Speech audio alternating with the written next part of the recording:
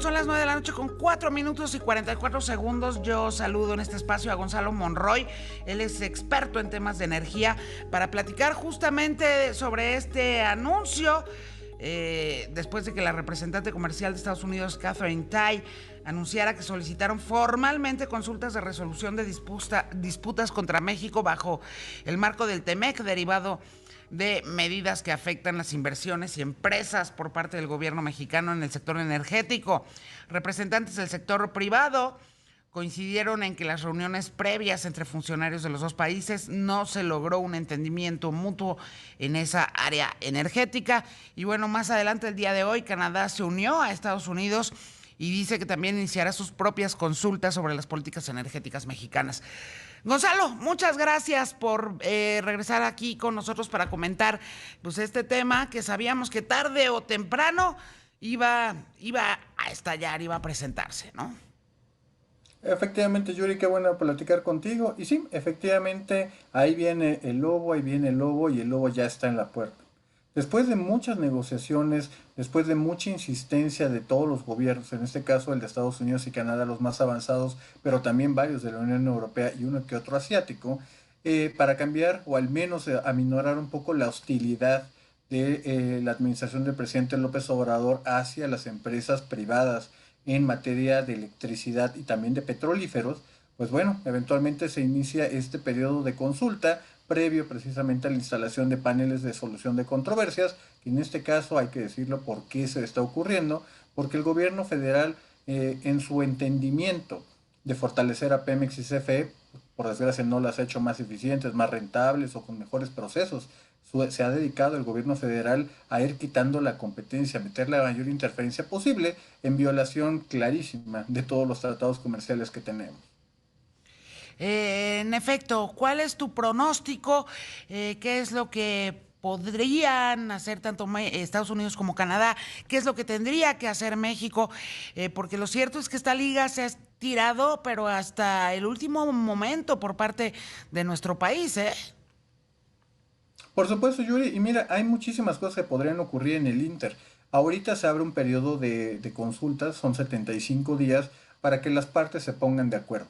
Y en ese sentido, claramente es pues, que el gobierno mexicano baje la hostilidad y empiece a procesar permisos que le dé justamente un trato no discriminatorio a los otros participantes del mercado, y en otras palabras, palabras más, palabras menos, que anule todas las políticas que ha implementado el sector energético en los últimos 3 años y medio.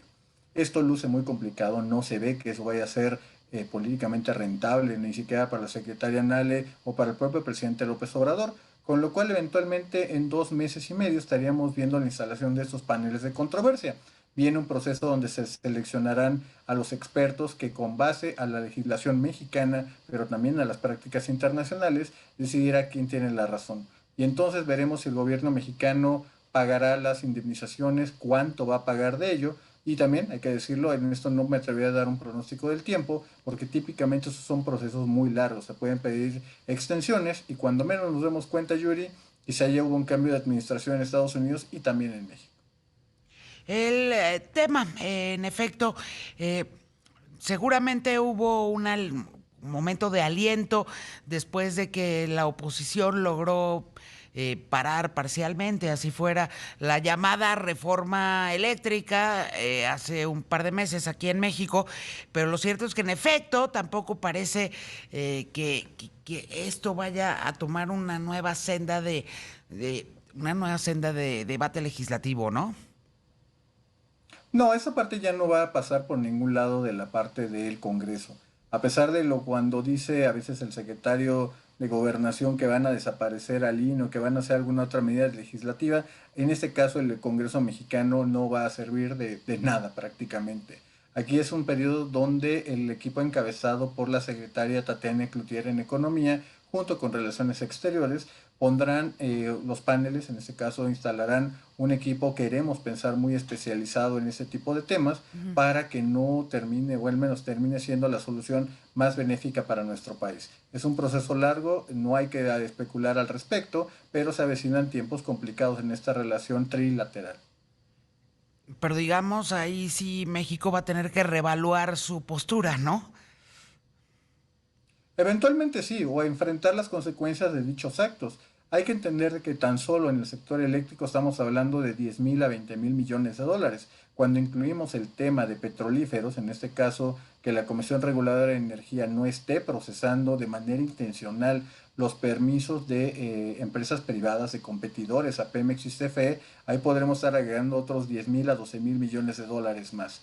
La pregunta entonces va a volver cómo va a pagar México esto y en caso de negarse a pagar, pues obviamente tanto Canadá como Estados Unidos se reservan el derecho de poner aranceles a los productos mexicanos en una medida proporcional y equitativa.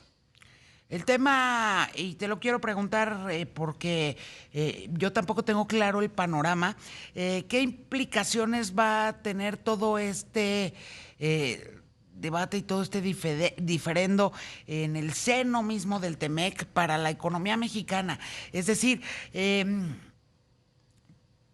¿podría México estarse dando más balazos en el pie de los que México hoy en día todavía evalúa? Por desgracia, sí, Yuri, efectivamente. Esto se puede solucionar relativamente rápido si el gobierno mexicano cesara las hostilidades hacia la inversión privada y restableciéramos un marco de abierta competencia y con regulación, la rectoría del Estado a través de la regulación. Eso sería bienvenido prácticamente por todos. Obviamente esto no cabe muy bien en la política estatista que ha perseguido esta administración del presidente López Obrador. ¿Qué nos va a terminar pasando? No es descabellado tratar de pensar que se terminará pagando algún tipo de indemnización más adelante, 2023, 2024 o incluso un poco más adelante. Entonces la pregunta va a ser, ¿qué vamos a poder negociar al respecto? México puede vivirse en esas importaciones. Por ahí incluso en redes sociales se especulaba de que el gobierno de Estados Unidos podría poner algún límite, tope o incluso comisión a las remesas mexicanas, dando un golpe mortal a la economía mexicana. Sí, lo cual sería terrible, ¿no? O sea, sería dolorosísimo para no nada más para un gobierno, para un país que hoy, en realidad, pues claro que la inversión extranjera no ha cesado, pero sí ha caído en ritmo y volumen, ¿no?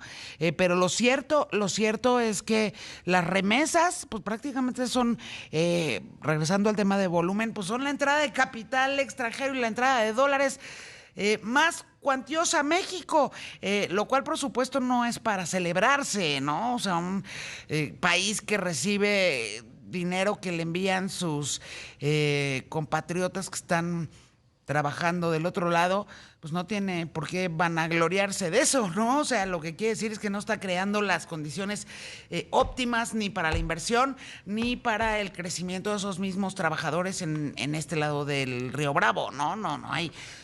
Nadie haría una fiesta, digamos, porque las remesas sean la más alta entrada de dólares a un país, ¿no? No, efectivamente, y hay que entenderlo y lo apuntas muy bien. Esas remesas significan mexicanos en el exterior cuando podrían estar en México con trabajos, con inversiones y creando un patrimonio propio en nuestro país. Obviamente, las economías de escala que generarían en estas zonas, hay varios estados, regiones del país que son netamente expulsoras de migrantes, con los problemas que ello conlleva. La realidad es que México tendría que reevaluar muy bien hacia dónde va, porque los pasos que estamos siguiendo en esta, yo te diría, en esta agresiva medida por darle una preferencia indebida e ilegal, no solo a los ojos de la Suprema Corte de Justicia, pero también ante nuestros socios comerciales, nos está metiendo en una situación que te lo puedo ir adelantando, Yuriria, era totalmente innecesaria. Oye, pues yo te agradezco como siempre tu disposición, tu conocimiento, tu tiempo, mi queridísimo Gonzalo, porque en efecto, para quienes no están entendiendo muy bien, pues a ver, pues ahora qué pasó, ¿no? No es como que se vaya a romper el Tratado de Libre Comercio, ¿no? O sea, eso digamos, no está en puerta o no, al menos por ahora. Pero sí se iba a generar esta controversia tarde o temprano. Y se va a tener que resolver también tarde o temprano. Efectivamente, aquí hay que entender claramente que esto no nació ayer. Esto es prácticamente la consecuencia de políticas que se implementaron hace 3 años. En algún momento fueron frenadas por las Cortes mexicanas, pero esta incesante, yo te diría, ataque a las inversiones privadas en el sector energético, pues ya está empezando a cobrar factura. Y como ocurre igual que las tarjetas de crédito, al final de mes o al final del periodo, al final del sexenio, se pagan todas las deudas. Y todo por una, a ver si corrígeme si me equivoco, todo por una obsesión que ni ha logrado concretarse ahorita, ni logrará concretarse, incluso con un panorama de guerra energética que está ocurriendo del otro lado del mundo, ¿eh? Pero una obsesión sin muchos pies ni cabeza,